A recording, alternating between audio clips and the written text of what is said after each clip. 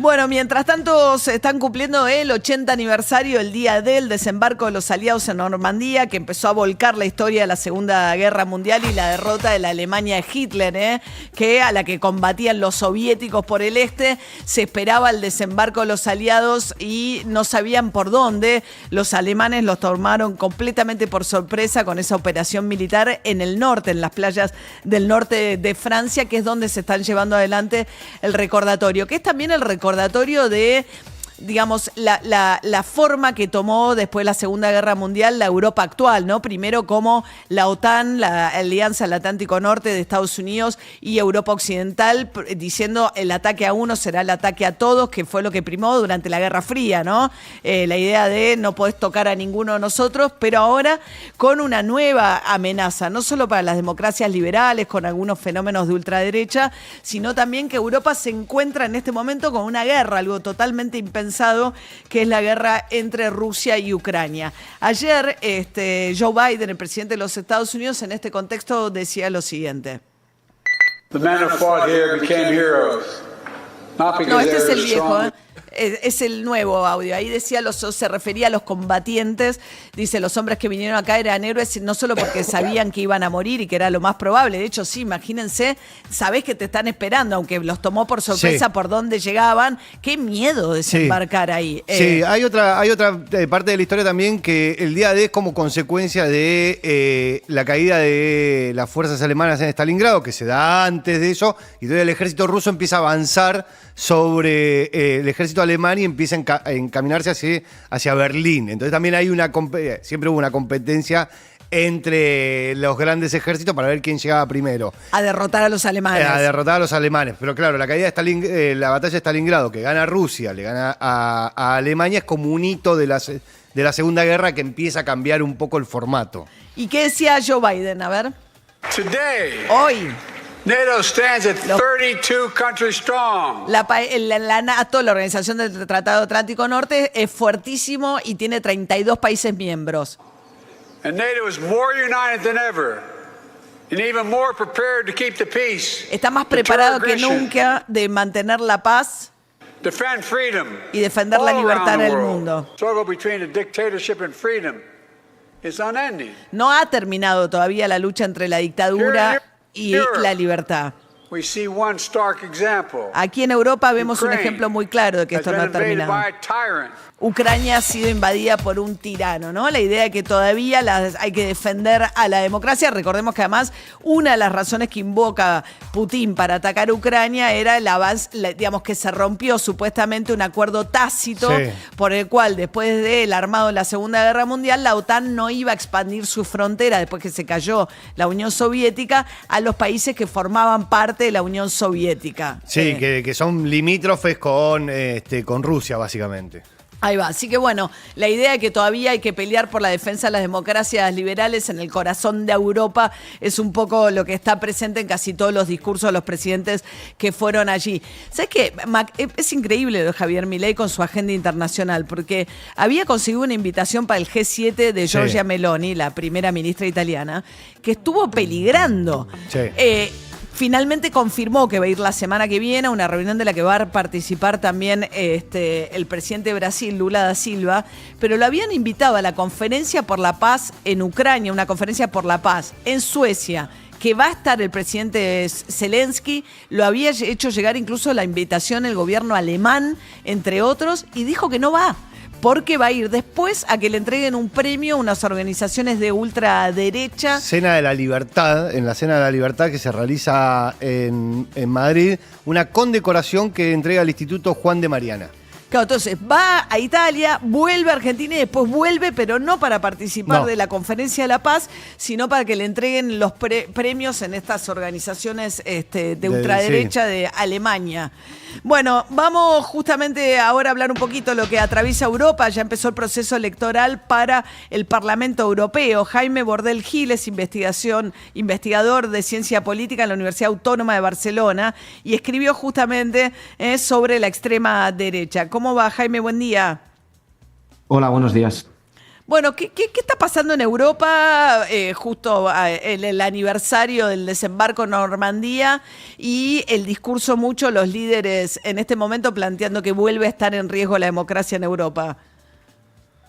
Bueno, pues ahora mismo en Europa nos enfrentamos a unas elecciones clave, sobre todo porque, bueno, la ultraderecha puede obtener por primera vez en mucho tiempo un resultado que podría cambiar los equilibrios dentro de la Unión Europea. Es decir, hasta ahora las instituciones europeas se han gobernado por una gran coalición entre Partido Popular, socialdemócratas y liberales, una gran coalición de la que la extrema derecha estaba excluida para casi cualquier acuerdo. Y bueno, ahora mismo, en función de los resultados que puedan obtener, este equilibrio podría cambiar.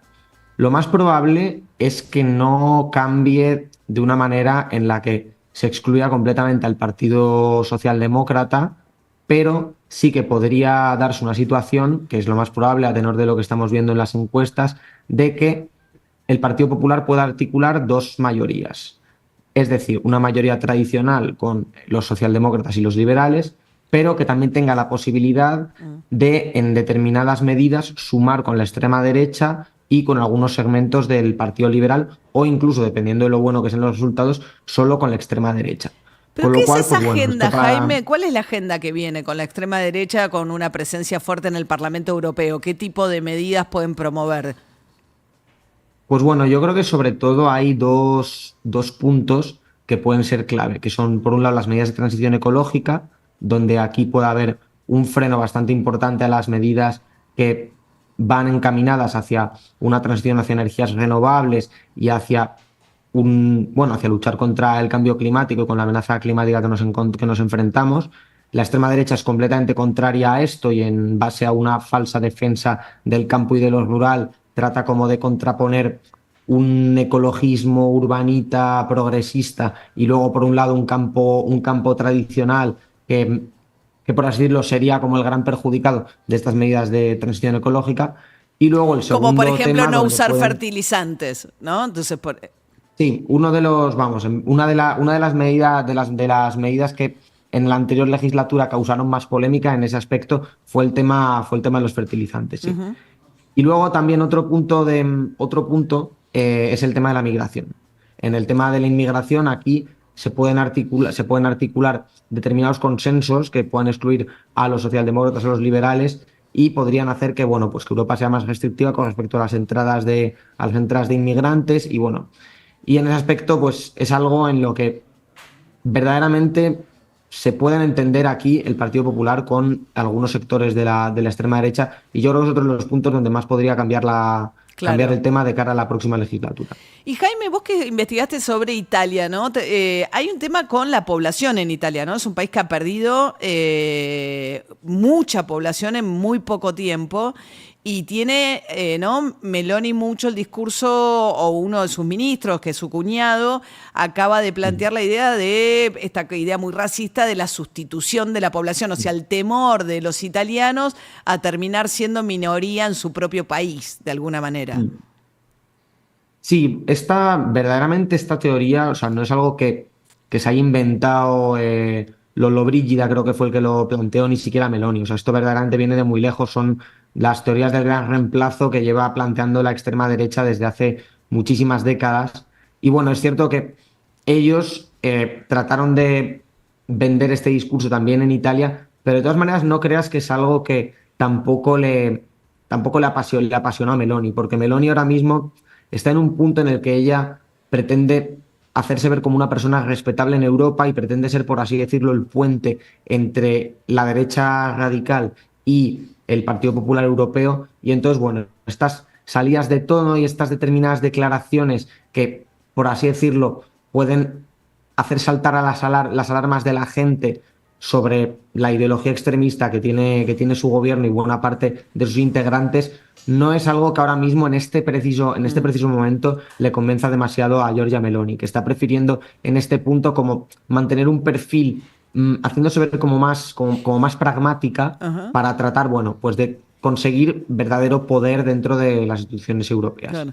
Se supone que le puede ir muy bien a la extrema derecha en Países Bajos, Francia, ¿no? Italia, España. España no tanto. Porque está el España PP, no tanto, tiene España todavía, no ¿no? tanto. La derecha más tradicional del Partido Popular. Ujú. Sí, pero mejoran resultados en España igualmente, porque en las anteriores europeas Vox estaba justo empezando como partido y tampoco tuvo muchos resultados, con lo cual, a pesar de que no son los resultados espectaculares que obtienen en Francia y en Italia, también suben diputados. Con lo cual esto para la formación de los grupos dentro de la Cámara también suponen escaños de más para la derecha radical. Y en Y sí, como Alemania, mencionabas, ¿no? También en Alemania, que siempre es como un tema delicado. Sí, sí, en Alemania también sube, pero bueno, habrá que ver ahora porque en las últimas semanas hubo problemas entre Alternativa por Alemania y el partido de Marine Le Pen, Reagrupación Nacional, precisamente por unas declaraciones del candidato a las elecciones europeas por parte de Alternativa por Alemania, que dijo algo así como que no todos los miembros de las SS eran malas personas o algo por el estilo, y esto pues evidentemente hizo saltar las alarmas, generó mucha polémica y se expulsó a Alternativa por Alemania Ah. del grupo en el Parlamento Europeo en el que está Reagrupación Nacional. Claro, ya Así que unas... bueno, subirán resultados, pero no sabremos dónde se integrarán, qué pasará con Alternativa por Alemania, porque en principio Como que estaría eso es un expulsado de límite, los dos cualquier grupos. tipo de discurso, que dentro de estos grupos de extrema derecha, un discurso que tenga algún componente que pretenda rescatar algo de los nazis, ahí dijeron, no, ya ahí no llegamos. Sí, justo. Y además, como decía, como comentabas antes, en Alemania este es un tema Súper muy sensible, delicado, sí, muy claro. sensible. Jaime Bordel Gil es investigador en ciencia política de la Universidad Autónoma de Barcelona con, bueno, estas elecciones que pueden seguir transformando a Europa de una manera impensada, justo ahora que se cumplen 80 años del desembarco en Normandía. Gracias, Jaime. Muchas gracias a vosotros. Hasta luego. 8:30 de la mañana.